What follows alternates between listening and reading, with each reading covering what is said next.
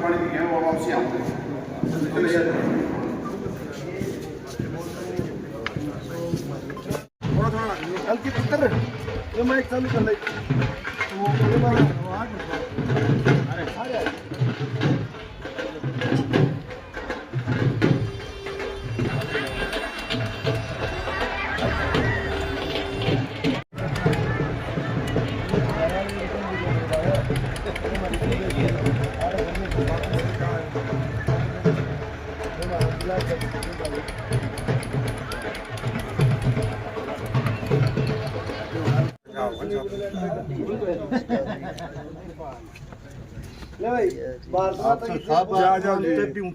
नहीं आप लोग आशीर्वाद बना रहे बस यही है कि आज बैठे हैं बस ले भाई भारत माता की जय वंदे मातरम वंदे मातरम वंदे मातरम।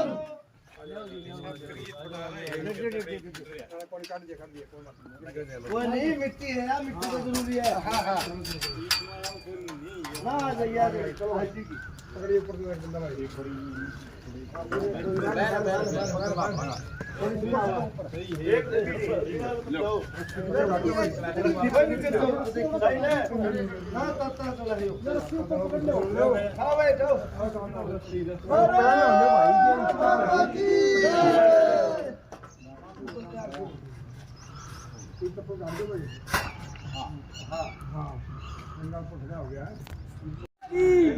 भारत माता की।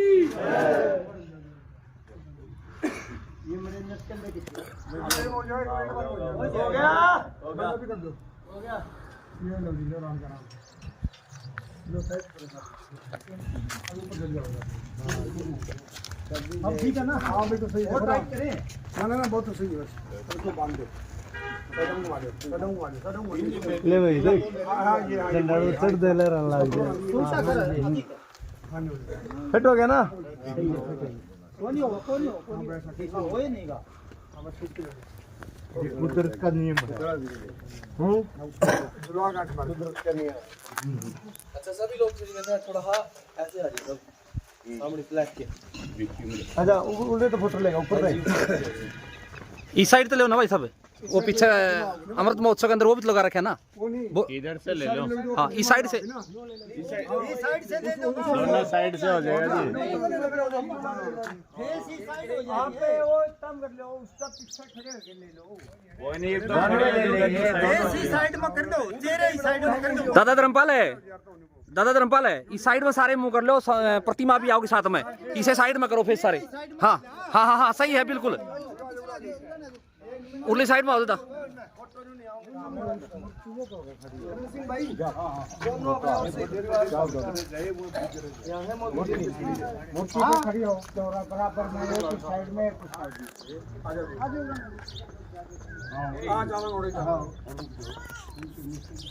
इस साइड से साफ होगा भाई साहब गोलाई में होता था मत ना डाल लो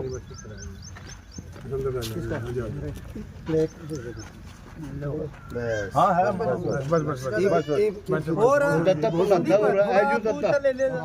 गोलदारे में हो जाओ सारे के भारत माता की वंदे मातरम वंदे मातरम वंदे मातरम जय जवान जय किसान कारगिल के शहीदों की कारगिल के शहीदों की कारगिल के शहीदों की अमर शहीद महावीर बुरा अमर रहे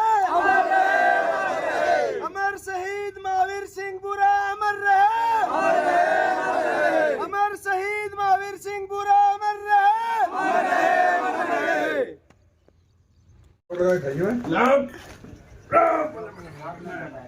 चलो आपकी तो देखी जाएगी साहब वो कल आपके गांव में नहीं था पुलिस वाला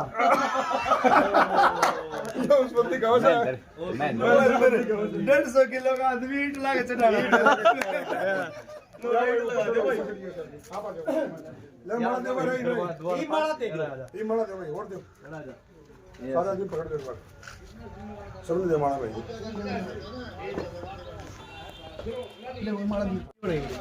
चलो भाई ले डालो भाई भारत माता की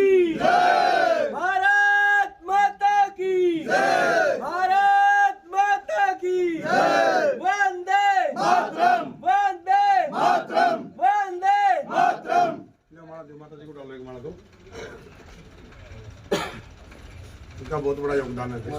इधर डलवा दे माता जी पे। हाँ इनको डालो। माता जी को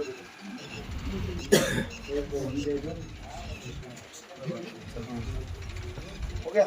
नहीं देखो तुम पीछे थोड़ा इनको सबको आ जाएंगे। ये ले लो भाई, ये भैया आप थोड़ा हो जाओ भाई। आप मरे हो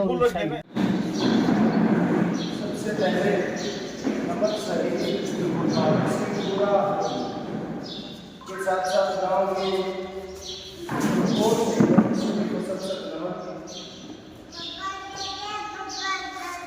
सावन सिंह किराए के लिए किसी ऐसे चित्त आदमी की तरह परिचय आप सभी से है, क्योंकि 2-3 बार किराए में आना हुआ। आप सबकी जानकारी के लिए बताऊं, जो आज कारगिल जाने वाली यात्रा जो आज गांव में पहुंची है, किराए गांव स्पेशल इसलिए हो जाता है कि हमारे दादाजी और हमारे भाई सुनील और 2-3 आदमी शहीद सेवा दल के हमसे जब यहाँ पहली बार गांव में आए थे तो इस यात्रा का चर्चा उस समय हुआ था, और आज ये यात्रा चल करके किराए में पहुंची है। ये कोई धारा पर बात नहीं है, ये हकीकत है कि जब यहाँ स्कूल का नामकरण करवाया गया उसी समय इस यात्रा का चर्चा हुआ था कि हम कारगिल शहीदों के गाँव होते हुए इस प्रकार की यात्रा का आयोजन करेंगे। और सबसे ज्यादा खुशी हमें इस बात की है कि हम उस यात्रा को लेकर चलते हैं, और आज उसी गाँव में पहुँच के जहाँ से हमने इसकी चर्चा करेंगे। दूसरा, आप सबकी जानकारी में एक बात और बताऊं, पूरे भारत में इस प्रकार की कोई भी यात्रा कारगिल के 25 साल के इतिहास में पहले कभी नहीं निकाली है, जो कारगिल शहीदों के गाँव होते हुए और उनके सम्मान में एक फ्लैग स्थापित करते हुए जा रही है। तो ये कोई छोटी बात नहीं है, कौन यात्रा निकाल रहा है वो भी कोई मैटर नहीं है, उस यात्रा का मकसद क्या है वो सबसे ज्यादा अहमियत रखता है। तो साथियों, ज्यादा कुछ कहना नहीं है, शहीद परिवार के बारे में 2-3 मेरी राय है। आप सबके बीच में सरपंच या सरपंच प्रतिनिधि या उसका पड़ोसी कोई बैठा तो प्लीज आप मुझे बताएं 2-3 चीजें। ग्राम पंचायत के सरपंच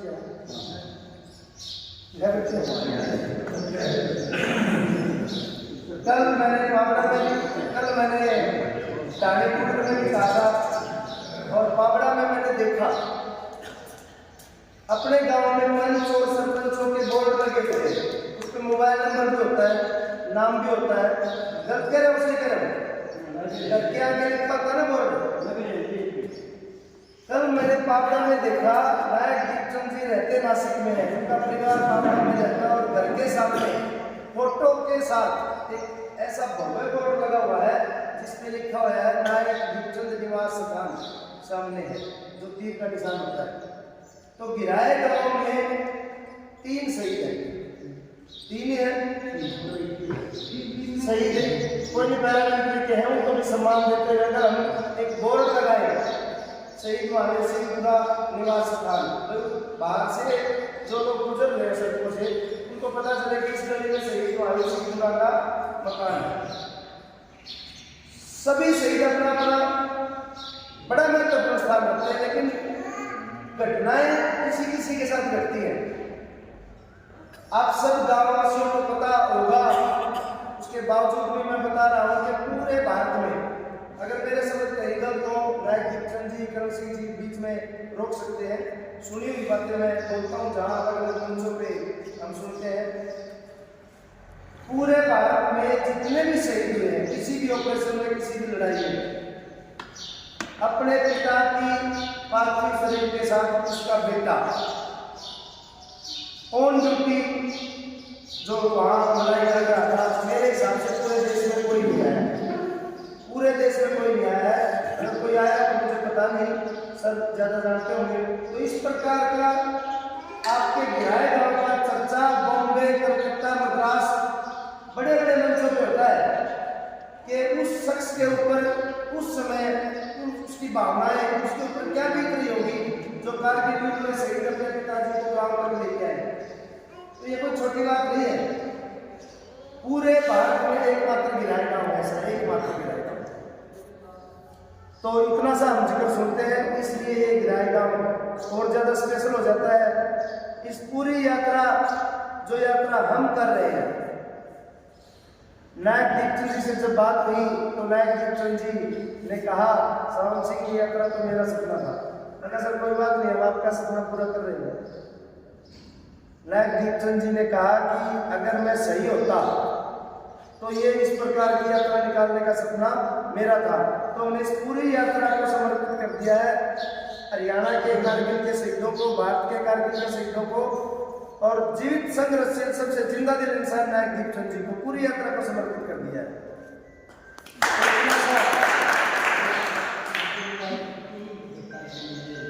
इतना सा हमें बोलना था। हर गांव में एक मुश्त, पूरे हरियाणा में सभी कारगिल शहीदों के गांव में झंडे लगेंगे।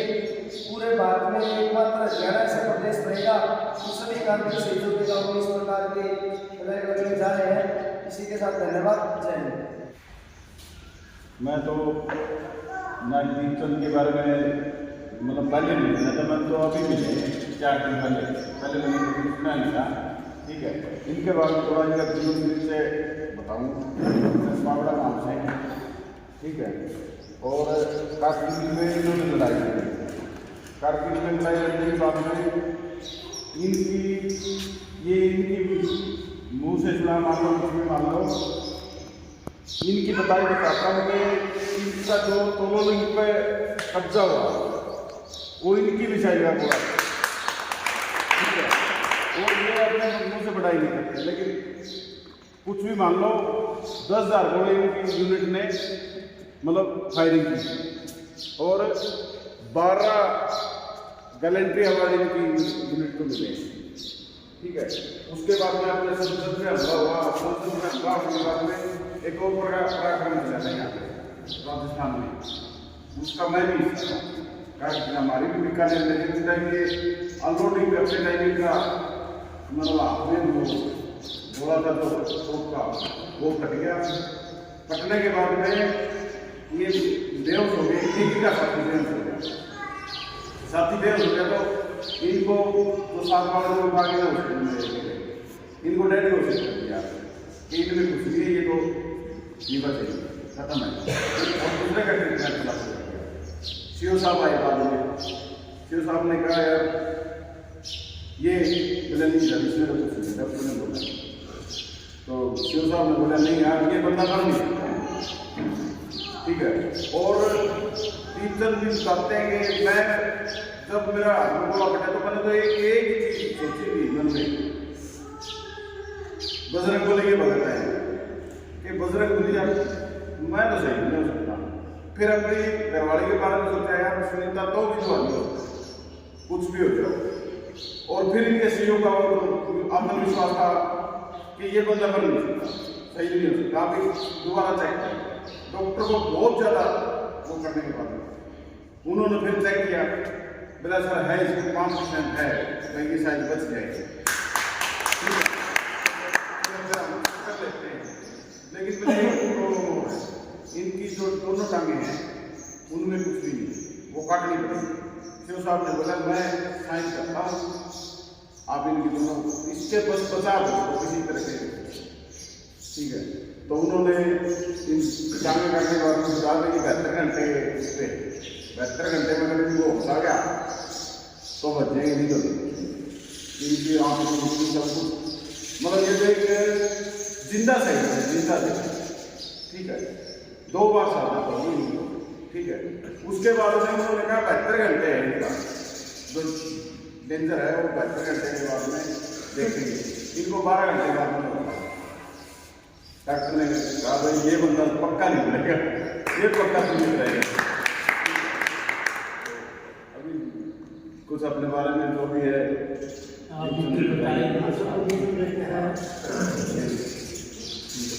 बंदे से हमें कम हो, जिस तरह हम सैनिक है ना, आखिरी गोली आखिरी दुश्मन रहता ही रहता है, जोश कम नहीं होती हमारे आजू बाजू पता चलना चाहिए। हमें सवेरे सवार को कार्यक्रम चल रहा है, आवाज़ अपनी बुलंद होनी चाहिए, सब मिलकर बोलना है, दोनों हाथ उठा करके भारत माता की जय, भारत माता की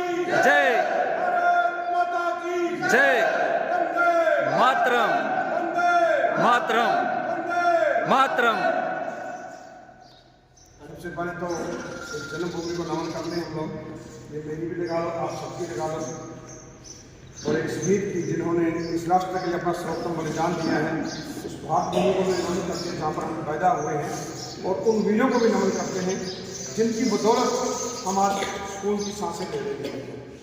जितने भी हमारे शहीद हुए इस राष्ट्र के लिए, भगवान उनकी आत्मा को शांति दें, उन परिवारों को दुख की घड़ी सहन करने की शक्ति दें। और हमेशा अपने आप के अंदर, मन के अंदर संकल्प लीजिए, भले आप वहाँ मर जाए मगर मन की शक्ति बहुत बड़ी होती है।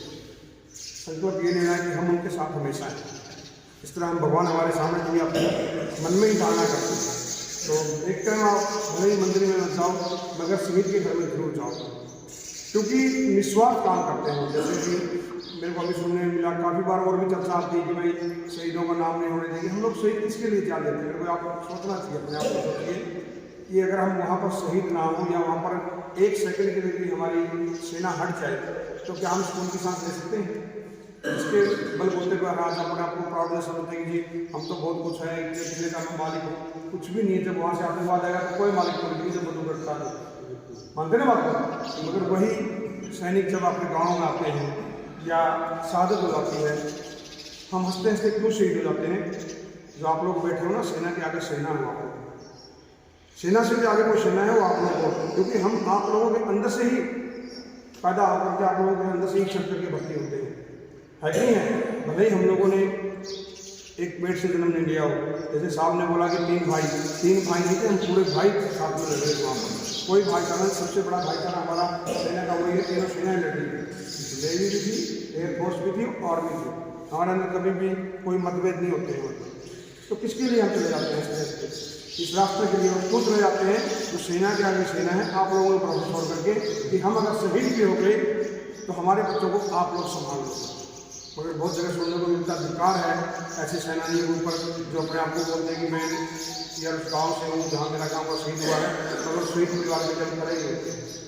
हमें धन की जरूरत नहीं होती है, सिर्फ एक प्यार की जरूरत होती है। और वो शहादत होने के बाद में भी आपने देखा कि वो कार्य के अंदर छोटे छोटे बच्चे थे। आज वो बच्चे किस कंडीशन में कोई देखने वाला नहीं है, 25 साल बाद भी देखने वाला नहीं है। नेता लोगों को छोड़ दो, मगर हमारा जमीन क्यों कर चुका है? क्यों हम लोग मुंह फेर लेते हैं कि नहीं यार कम से कम एक बार खड़ा तो हो। पहले एक टाइम होता था, ये मास्टर जी हैं हमारे, ये बड़ी अच्छी बातें बताते हैं कि जातिवाद का मतलब क्यों है। जातिवाद पहले भी था हमने, मगर पहले क्या था कि एक गरीब आदमी अगर किसी किसान आदमी के पास में काम भी करता है ना, तो वो बोलता नहीं था शर्म से कि बेटे की शादी है, बोलता नहीं था ना। सबको जरूरत होती थी ना शादी ब्याह में भी कि भाई नाई को भी बुलाओ, उसको भी बुलाओ, डोम को भी बुलाओ, सबकी जरूरत होती थी ना, सबकी रिक्वायरमेंट होती थी एक दूसरे की। किसी के बिना काम नहीं चलता था। और कभी किसी गरीब आदमी की शादी होती थी ना, तो 4 आदमी बोल देते थे जमींदार को कि शर्म कर, कुछ तेरे पास इसने पूरा जीवन दे दिया है, आज इसकी बेटे की शादी है, कोई लिखा पढ़ी नहीं होती थी। फिर वो बोलता था चलो मैं इसकी बेटे की शादी कराऊँ, करते ही नहीं करते थे। मतलब आपस में था कि नहीं अपनापन था। तो आज क्या हो गया हमारे, आज वो अपनापन कहाँ चला गया? ऐसा मत बोलो कि भाई नहीं जमाना बदली हो। जमाना हम लोगों ने बदली किया। आज भी बहुत से अच्छे आदमी भी हैं जो अपने आप को समर्पित कर दें देश के लिए, लेकिन उसको हम लोग बोलते हैं कि छोड़ यार, वो कहावत गाँव में क्या बोलते हैं, बोला इसका बापू जी आगे हटाया नहीं जाता, ये बड़े समाज सेवी बन के आजकल। तो ऐसा कोई जरूरी पड़ी कि बापू जो उठाओ, बेटा भी जो उठाओ। हर आदमी का कहा करने कि भाई कुर्डी के भाग भी 12 साल बदलते हैं।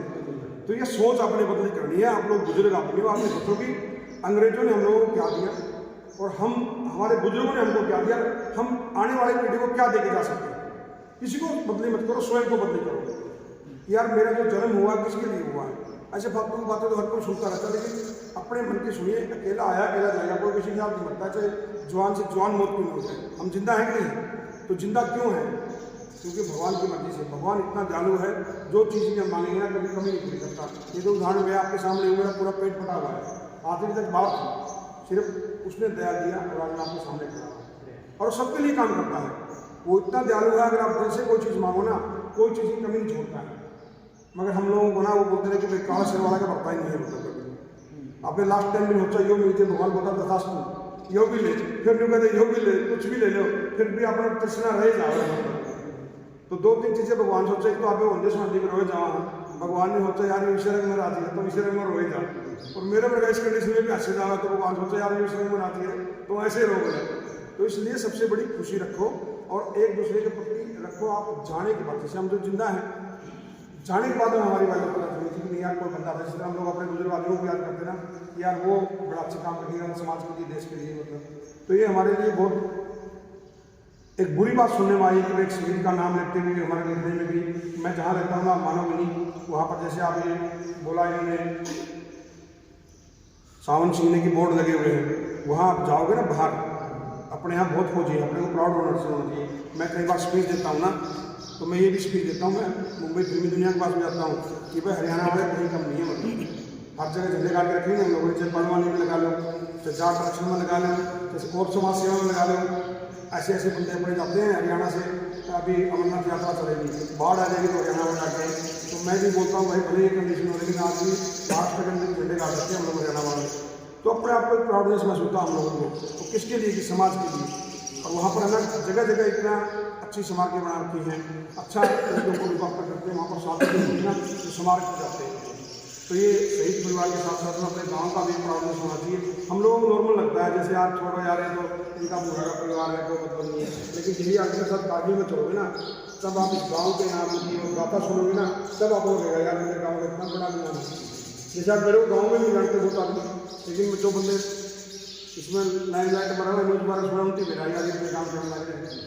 तो ये अपने आप में फख्र की बात हो रही थी कि यार एक अपने गांव का बंदा है जो काटो भी हज़ारों फौजी आ जाते हैं, शहीद होने का मौका नहीं मिलता। टाइगर हिल की लड़ाई में मेरे साथी था जिगरी दोस्त, दोनों आदमी कटे थे पंजाब का रहने वाला, दोनों ने कसम खाई थी कि भाई गनुआ मतलब कोई भी शहीद हो जाएगा नहीं, एक दूसरे से मिल के आऊँगा, परिवार में मिल के आऊँगा। और हर बार आप लड़ाई लड़ा करके सुना करते भाई याद है ना बात, नई स्थापित कौन देखा जो 99 चल रहा था, 2005 दूसरी आना आए थे, तो हमारे सीनियर कहा करते भाई ऐसी बातें मत करा करो, ठीक ठाक रहोगे। अभी हमारे दिमाग में था जिस तरह ये खड़े बॉर्डर फिल्म में देखा आपने, आज इसका नंबर आ गया, परसों इसका आ गया, तो हमारा भी नंबर करते करते आना फिर रात में लड़ाई लड़ा करते। तो लड़ाई लड़ते लड़ते ये लड़ाई का सीजन खत्म हो गया था, 40 मिनट का, 10 मिनट का, 20 मिनट का, 3 दिन में एक दो बंदा कम पाया करता हमें। बात करते करते इस तरह की बात करने लगा, नहीं करते करते कम हो जाता। वो उस टाइम आप सोचो क्या बिकती थी हमारे में, ये 5 मिनट पहला ये बाइक रहा था, 5 मिनट पहला एक दाइना करना था, एक करना कर चुके हैं, और फिर भी लड़ाई हमने रोकने नहीं दिया। किसके लिए इस रास्ते के लिए भाई से भर के था टाइगर की लड़ाई के ऊपर ना, हम दोनों रास्ते में रुके हुए थे, यहाँ से करके रुके हुए उसके, और उस टाइम में ठीक ठाक था, मेरे इन्हीं हाथों में तोड़ के सांस ली। आज भी उस चीज़ को जब भी याद आती है भूल नहीं सकते हैं, मतलब 25 साल हो गए, आज भी लगता है मैंने सोचा था उस टाइम मैं क्यों नहीं गया इसके लिए, क्योंकि देश के लिए हर आदमी शहीद नहीं हो सकता है। शहीद आजम भगत सिंह शहीद हुए ना, राजगुरु सुखदेव शहीद हुए तभी तो आज उनको नमन कर रहे हैं ना, उन्होंने तब किया तभी तो आज हमें, क्योंकि उन्होंने एक नींव रखी थी कि देश को आगे कैसे मिले। युवा है तो आज इन शहीदों ने किसके लिए बलिदान दिया है, हमारे लिए दिया है। तो ये हम लोगों को आगे बढ़ना पड़ेगा, सब कुछ छोड़ करके, जाति बिरादरी पक्षपात कुंभावादी छोड़ करके आगे बढ़ना चाहिए। नहीं यार ऐसा योद्धा है, आज इसी कारण तो गाँव में इकट्ठे हुए नहीं हुए, ना तो मैं आता ना ही सेवा दलवाए आते, किसी कारण गाँव इकट्ठे हुए, मेरे को बता दो किसी चौधरी के लिए इकट्ठे नहीं हुए ना। तो ये हमारे मन में उमंग होनी चाहिए कि यार देश के लिए कुछ करना, सबसे बड़ी सेवा देश सेवा होती है। एक टाइम कुछ काम करो ना करो, मगर राष्ट्र से बड़ी कोई भी सेवा नहीं है। क्योंकि हम लोग जैसे सावन सिंह बोलता है वेतन है, एक वतन है, मात्रा में अंतर है, एक वेतन के लिए काम करता है, एक वतन के लिए काम करता है। पैसे तो आजकल कोई कमा सकता, आप लोग भी कमा रहे हैं, कमा रहे हो, पैसे तो यहाँ गुंडागर्दी के बंदे कमा रहे हैं, मगर सेवा हर आदमी को मौका नहीं मिलता। इस तरह मैं आज इसके लिए में भी ऊपर वाले का धन्यवाद बोलता हूँ, आप लोगों का आशीर्वाद से भगवान भी ये सोच रहा होगा यार इस आदमी को मैंने मानव जीवन दे करके ना बहुत भाग्यशाली किया। वरना हम लोग सब आदमी रोकते रहते हैं, अपने गाँव में कोई नेता भी आता तो हम लोग 10 आदमी दोस्ती करते हैं उससे कि यार कभी मेरा छोरा लगा देगा, पोतन लगा देगा। लेकिन मेरी आज इस कंडीशन में मैं सोचता हूँ मैं आप लोगों को क्या काम आ सकता हूँ, क्योंकि हम लोगों को ऊपर ना एक बलिदान शब्द लिखता है सैनिकों के ऊपर।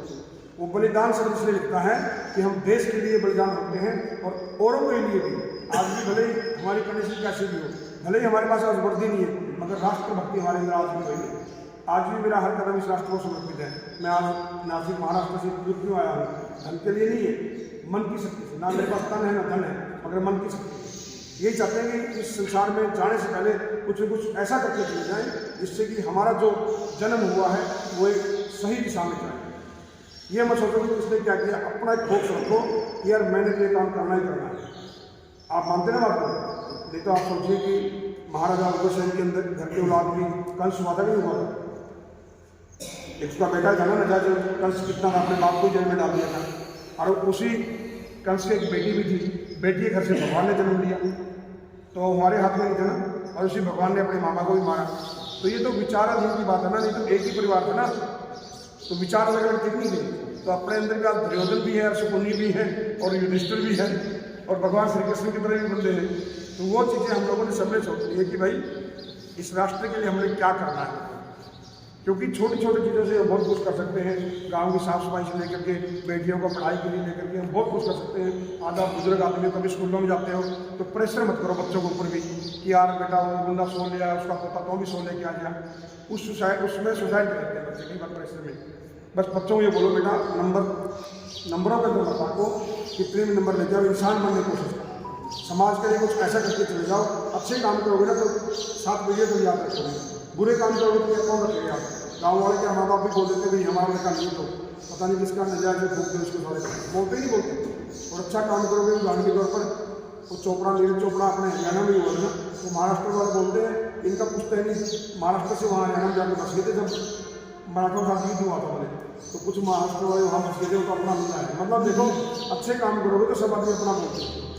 तो इसलिए शहीदों को हमेशा नमन करो। जरूरी नहीं कि भाई 26 जुलाई 15 अगस्त को नहीं, एक उनको उस नजर से देखो कि नहीं यार इनके कारण आज हमारा कोई तो है जो वहाँ तक पहुँचा कारगिल में, वरना इतने सैनिक नौकरी करके आते हैं क्या कहानी बताते हैं। हमारे साथ में रमेश जी भी हमारे गाँव से हैं, फौजी हैं, इन्होंने भी कारगिल के अंदर हमारे अमरीसी वगैरह ये भेजते थे दिल्ली से, मगर ये भी बोलते हैं हमारे को मौका नहीं मिला, खाली अमरीसी छोड़ के फिर वापस आ जाते थे। तो मज़ा तो नहीं आ रहा। तो इसलिए आप लोगों को प्राउड होना चाहिए कि हमारे गांव के ऐसे जाबाज थे जिन्होंने वहाँ कारगिल के अंदर झंडे बिगाड़े। और आज भारत ही पूरे वर्ल्ड के अंदर जब कारगिल का नाम आता, क्योंकि कारगिल की लड़ाई जो थी ना वो पूरी हाईएस्ट लड़ाई थी वर्ल्ड के अंदर, कोई भी ऐसी लड़ाई नहीं आज तक जो कारगिल की हुई है।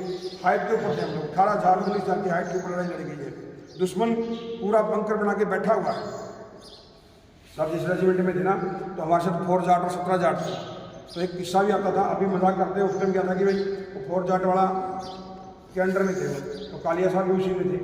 तो बीच में एक बंदा बोलता एक ही गांव से थे, जैसे आप सर ने बोला गांव से थे, तो एक गांव का कप्तान साहब भी था और जवान भी थे। तो उसने भाई जोश दिलाया भाई जाट जवान जाट बलवान ये था वो था। वो बंदा जोश दिला करके बोला किसी को कोई प्रॉब्लम, तो एक बंदे ने हाथ खड़ा कर दिया, बोला हाँ, बोला लाइन तोड़ा। तो वो लाइन तोड़ करके आ गया, बोला हमें क्या प्रॉब्लम है। तो वो अफसर भी एक गांव के थे, बोला यार राम मेरे एक गांव के हैं, किसे जाट बलवाने की उम्र मान लग रहा भाई, ऊपर तो मैं तो गोली हान लग रही। उसने बोला मेरा ड्यूटी वापस मिल जाओगे। तो आज उस चीज़ की हंसी इसलिए आ रही है कि भाई दोस्त तो दिलाना पड़ेगा ना किसी चीज़ के लिए। तो बोला यार एक गाँव के आगे का दोस्त दिला, क्योंकि नीचे तो बहुत गई और माइनस टेम्परेचर है। एक तो टेम्परेचर वो बंकर नहीं बने हो रहे थे, बस खाली दिखा दिया यार चौकी है, इमाम ने तलोलिंग दिखा दिया था यार तलोलिंग। आज जो मेमोरियल बना हुआ ना वहीं से हम लोगों ने फायर किया था उस चोटी के ऊपर से ही। तो हमने भी बिल्कुल मोटर दिमाग पे ऊपर से गोला डाला, ऊपर से फायर करना है, कंधा बैठा करके रैत में चढ़ानी हुआ है। कि रैत ना हमने ना तो एरिया का मेरा कि पाकिस्तान का एरिया है या हिंदुस्तान का, क्योंकि हम तो उसमें थे ही कोई, हमें तो नीचे तो सीधे पटक दिए और जोश जोश में चढ़ा दिया। और जिस तरह पहली बार में चढ़ाई हमारा एक ऑफिसर बहुत नॉलेज वाला था, वो आपसे उसने गाड़ी ग्लोथ ग्लैडिएटर नॉनसेंस किसने बोला क्या था, फटाफट उतारो। आप मानोगे नहीं, सवेरे 6 बजे चढ़ाने लगे, 12 बजे सारी चीज़ चढ़ी थी, आधा घंटा में किस तरह उतार दिया हमने बोल बेटा, आधा घंटा में उतारनी पड़ी। क्यों?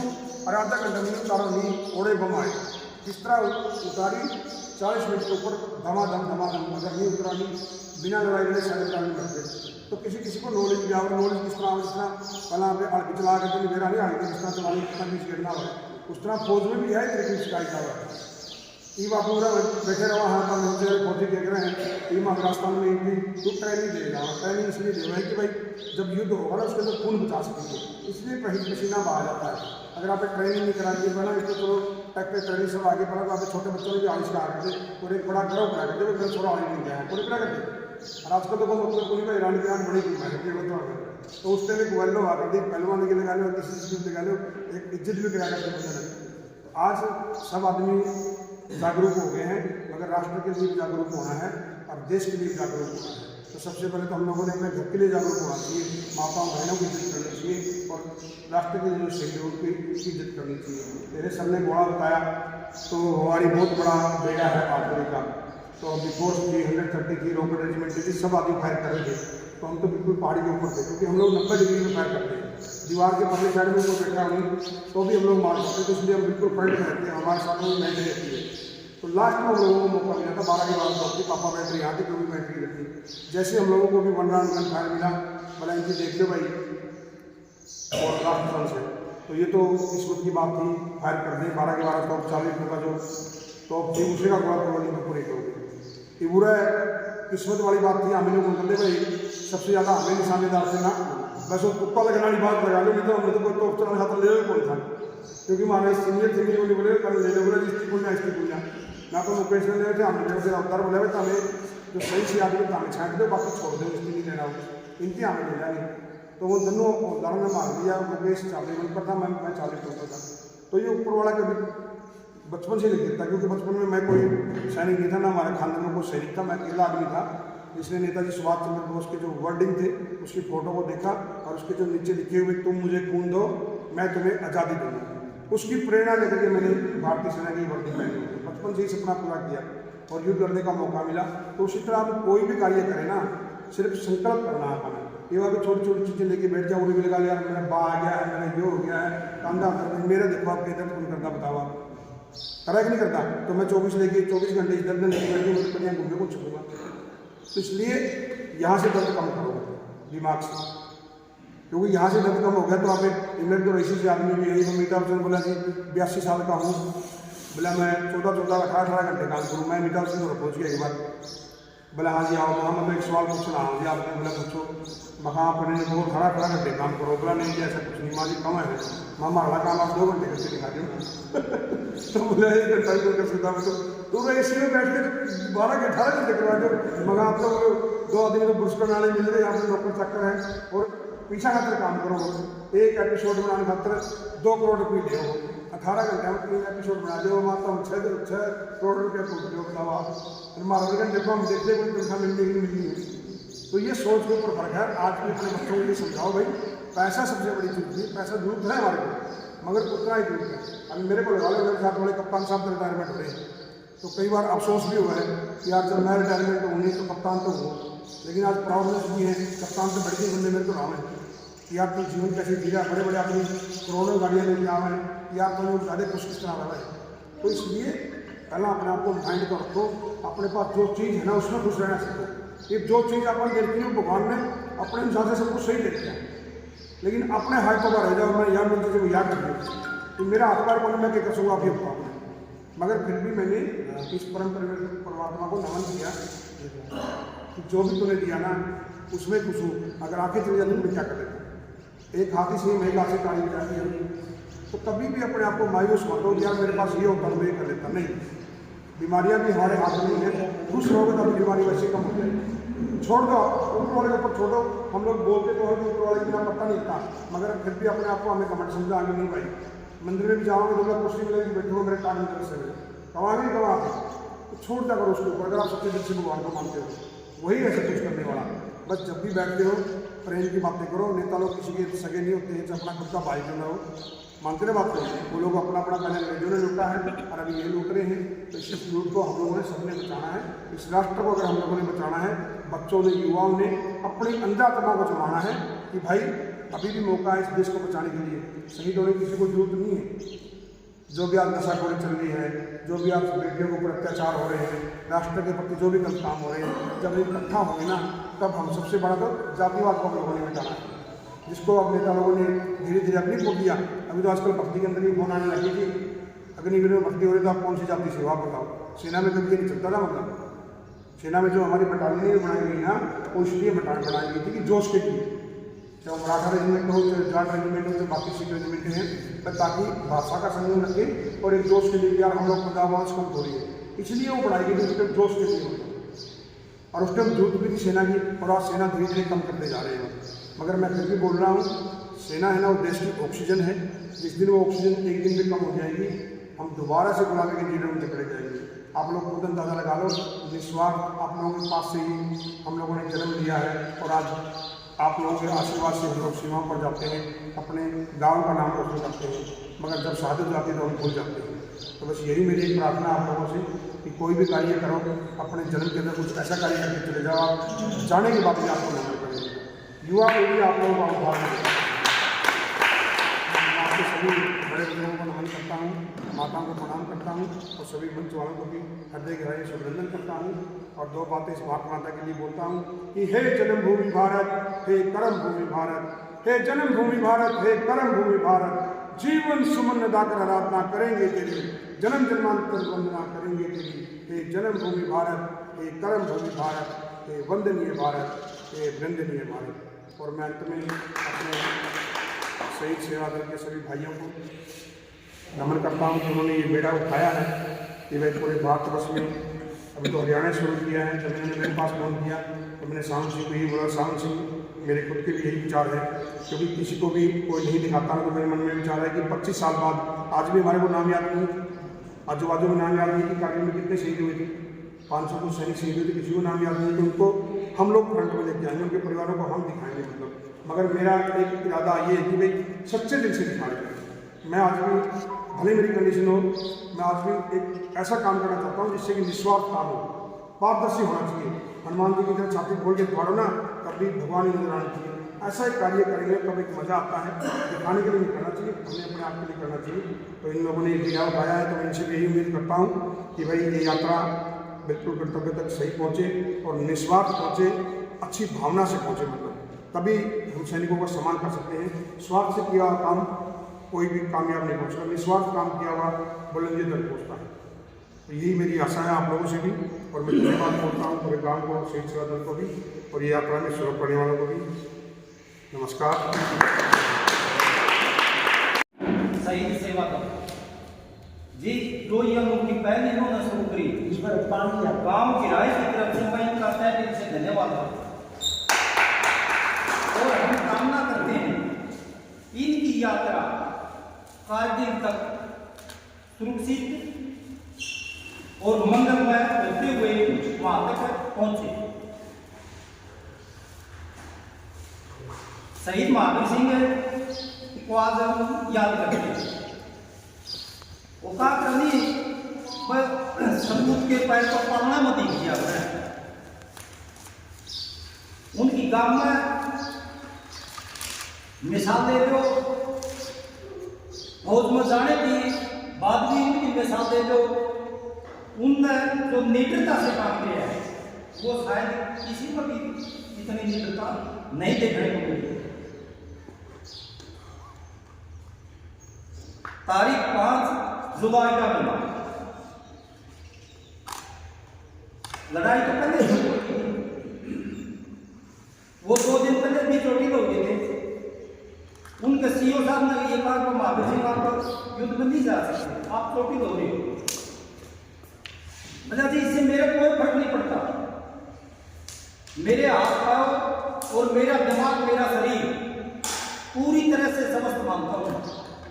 अगर बजा आपकी इच्छा है तो जा सकते हो, अगर नियम अनुसार आप नहीं जा सकते बजा की मेरी आदमी की इच्छा है। वो गए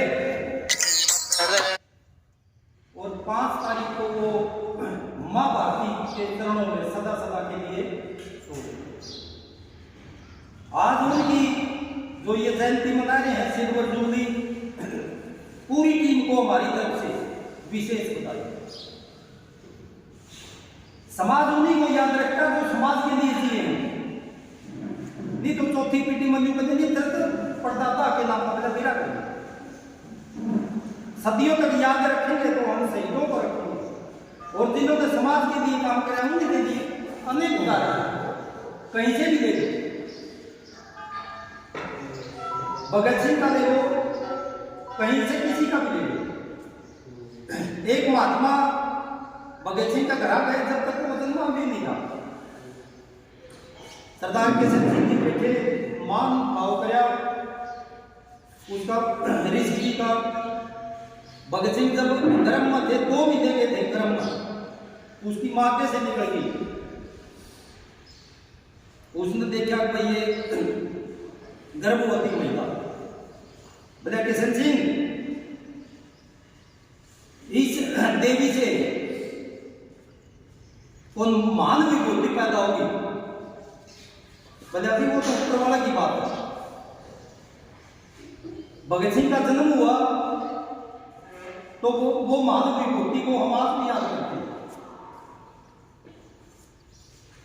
दुनिया के अंदर, देशों के अंदर सबसे ज्यादा फोटो टंगे हुए थे भगत सिंह के टंगे हुए। 47 से पहले बांग्लादेश के थे, पाकिस्तान के थे, जो शहीदों के लिए कुछ भी अंदर रखा है, हमारे बच्चे बाहर जा रहे हैं, उनने भी अपने कमरों के अंदर भगत सिंह के फोटो लगाए हुए। समाज उन्हीं को याद करता जो समाज के लिए थी। और कोई कहता है ना कोई ये तिरंगा हवा से लहराता है, ये हिंदुस्तान के फौजियों की सांसों से लहराता है। तो मैं आखिर में यही कहूंगा, जो इन बेड़ा उठाया गिराए काम तय दिल से इनका धन्यवाद करता है। धन्यवाद।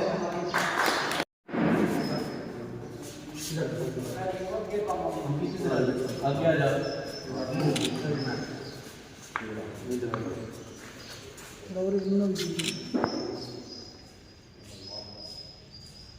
शहीद सेवा दल की तरफ से शहीद महावीर सिंह जो कारगिल योद्धा है, उनकी प्रतिमा पर माला अर्पण करने के बाद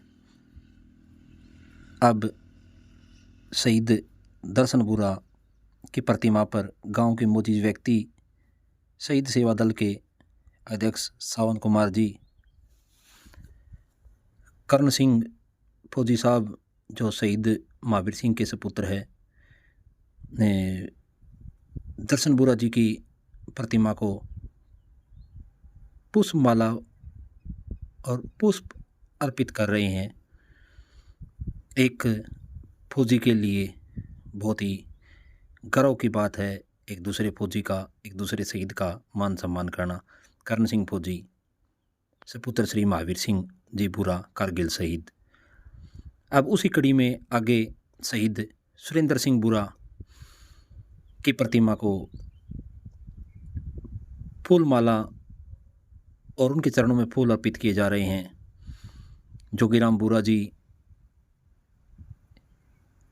धर्मपाल बुरा जी, शहीद सेवा दल के अध्यक्ष श्री सावन कुमार जी मौजूद है और शहीद को पुष्प माला और उनके चरणों में पुष्प अर्पित कर रहे हैं। ऐसा है मेरे देश के वीर शहीद सैनिकों का सम्मान। हर कोई व्यक्ति फौजियों को सम्मान की दृष्टि से देखता है और ऐसा होना भी चाहिए। जय जवान जय किसान, तभी तो है मेरा भारत देश महान। अपनी बोली अपनी पहचान पर आप ये सम्मान देख रहे हैं। धन्यवाद।